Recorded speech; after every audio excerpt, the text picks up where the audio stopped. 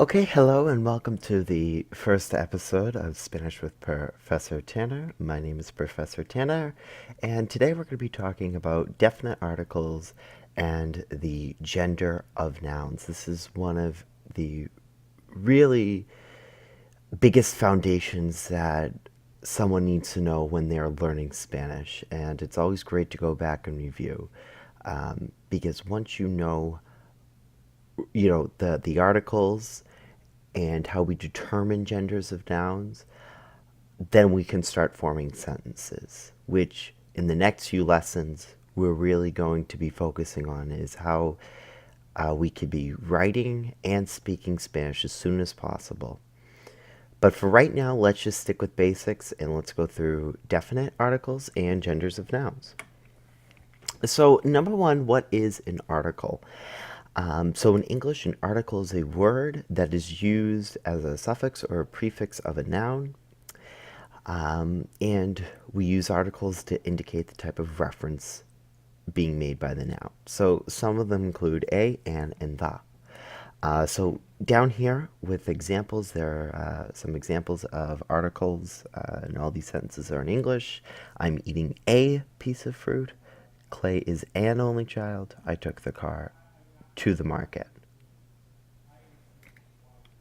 So I think it's really important when people are learning Spanish, and especially if they're learning a new grammar skill, that they understand the grammatical concept in English before they move on to Spanish. Because I see so many people who don't even know, can't even define what an article is in English, and they try just to go right into Spanish. And they might get the hang of it, but this really applies to some more advanced grammatical skills, where if you don't know in English, it's going to be so much difficult to learn it in Spanish. So be sure that you're pretty strong on your English grammar before you start learning Spanish grammar. So next we're going to be talking about determining the gender of nouns. So in Spanish, both the definite and indefinite article must agree in number and gender. Now, we aren't talking about indefinite articles. We're going to be talking about that in our next video. But what I mean by number is that is it singular or is it plural? So is there one of something or is there more than one of something? And then gender, we're going to learn about that in a second. We're going to be talking if a noun is feminine or if it's masculine. So we see here that if a noun ends in an A, it is most likely to be feminine. We have the example camisa, which is shirt, and we know that it's a feminine noun because it ends in an A. If the noun ends in any other letter than an A, is most likely to be masculine. Tenedor, which is fork, is masculine because it ends in an R. A lot of times masculine nouns will end in an O as well. But what you saw here is that I put most likely to be feminine, most likely to be masculine, and I say that because there are a lot of exceptions. Most of the time you'll be able to tell whether something's masculine or feminine, but there are some words that you just need to know. There's not any set trick that you can learn to figure out if a noun is masculine or feminine other than knowing these two rules I just listed here. Take for example clase, which means class. Now it ends in an E, so you might think it's el clase, but it's actually la clase. So it is important to note there are exceptions, and as you're learning Spanish, you'll pick that up. And you'll figure out which ones are feminine, which ones are masculine. But for the most part, this is a good rule to follow, that A is most likely to be feminine, and any other letter than A is most likely to be masculine. Moving on now.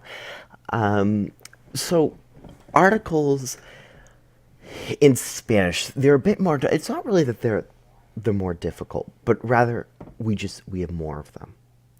So in English, we have the, which is applicable to masculine and plural singular nouns, where in Spanish we have two, just to say the, el and la. And then if we want to say like an apple, that's indefinite. But in Spanish, we have un, una, unos, unas. So there are just many more of them, but through practice, you should get the hang of it.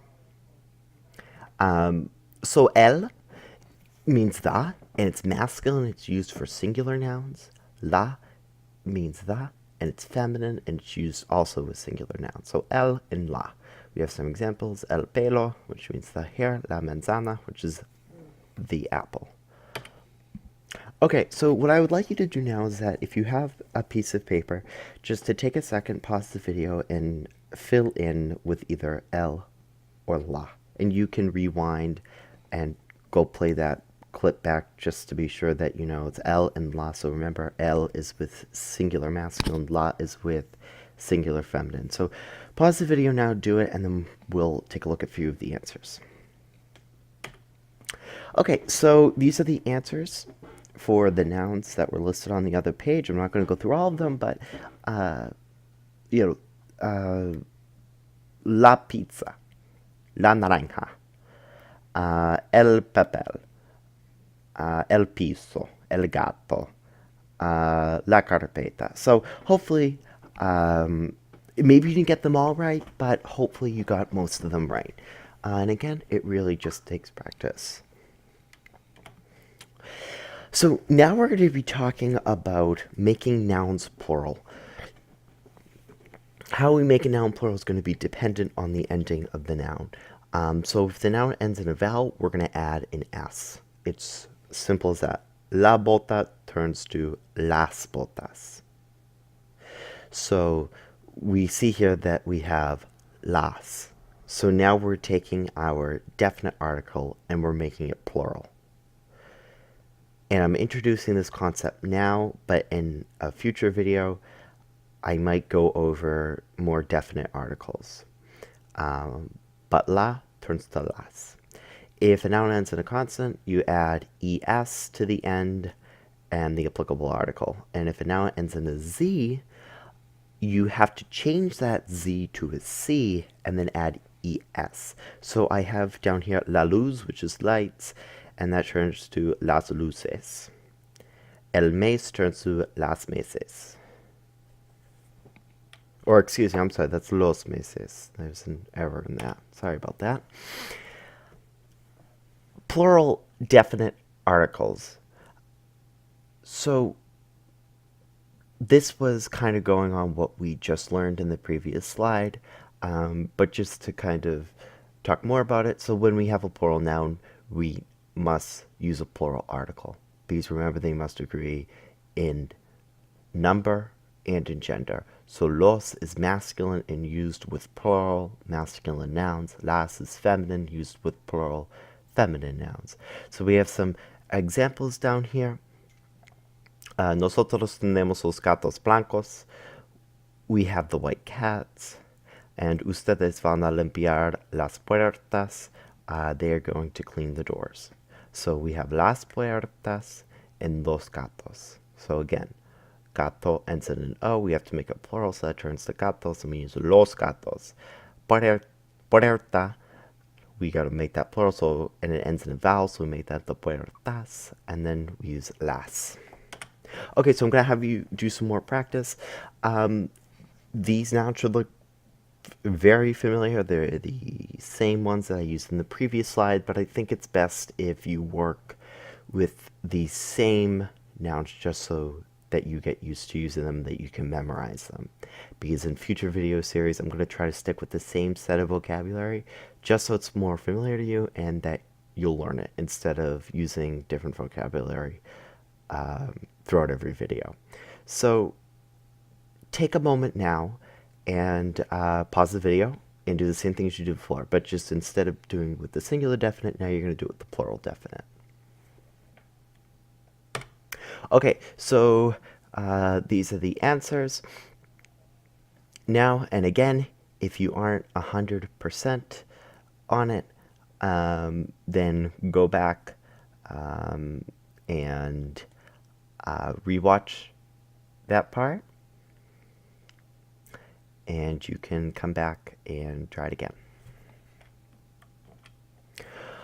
Okay, so that was the end of episode 1. I hope you enjoyed, and I hope that you learned something. Stay tuned for episode 2. Next, we're going to be really incorporating a lot of our singular and plural definite articles, and we're going to be introducing indefinite articles. So thank you so much for watching, and I'll see you in the next video. Bye-bye.